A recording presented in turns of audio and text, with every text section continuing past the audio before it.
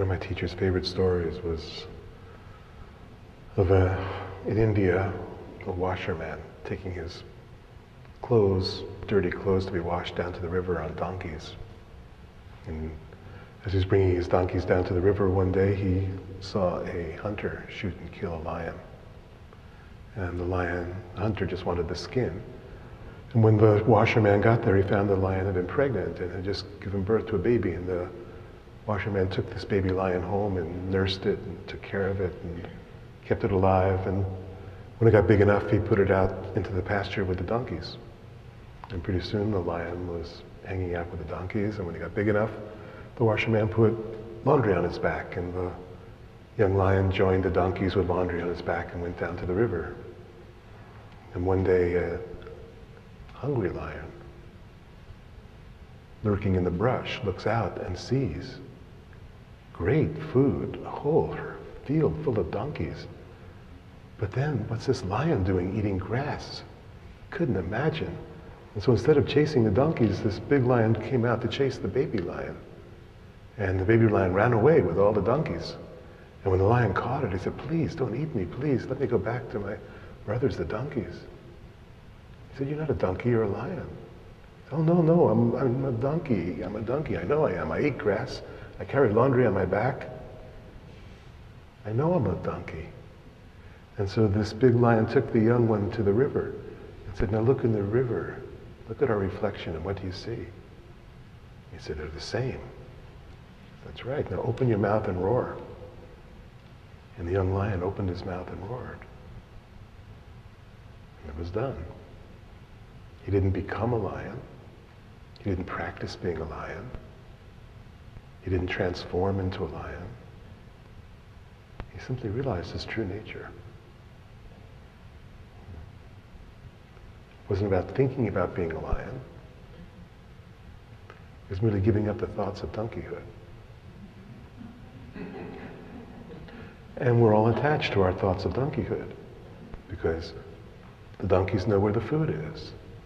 Donkeys know what the life is. They know what the routine is. You know where you fit in the line. Maybe you're real proud because you get in front and you get to be the one who leads the herd. Or maybe you feel real secure because you're in the middle and you don't have to worry about what's in front. Whatever. All that is donkeydom. And there's a great terror of giving up the identity as a donkey. Great terror. What will I do? How will I eat? How will I survive? And that's the terror that keeps the donkey identity in place.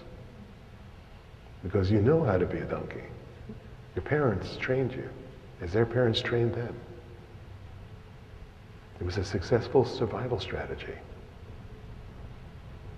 And it is. Hey, we were only here because of successful survival strategies that our parents had, that their parents had, that were passed on to us both genetically and environmentally.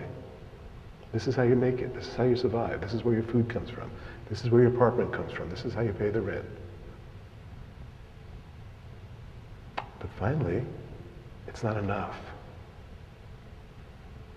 You start to see through it. And you're willing to say, okay, I'm willing to die to my identity as a donkey, whatever it takes. Not how do I do it, not I should do it, but just willingness. I'm willing to stop that identity here and now, whatever it takes. And in that, there'll be great, everything that's been avoided in the donkey identity will come up. Fear of survival, fear of loss, fear of death, fear of the lack of identity. Everything that's been avoided by donkeyhood, that's been narcotized by the successes and failures of donkeyhood, will come to be met. And that's the good news. Because when it's not met, it's the whip and the carrot that drive the donkey. Some donkeys are driven by the whip of fear. Other donkeys are driven by the carrot of success. But when you're willing to stop them all and meet the underlying motivations, then the engine dies. It loses its traction. It loses its compellingness. And then you realize yourself for who you really are. What's underneath this ocean of hurt or ocean of fear or vast unlovability or vast unworthiness? What's deeper? And you get to what's fundamental. You get to your own heart. You get to your true self. And this is the blossoming. This is the next. This is coming out of the cocoon of big babies and into the, chrysalis, into the butterfly of adulthood.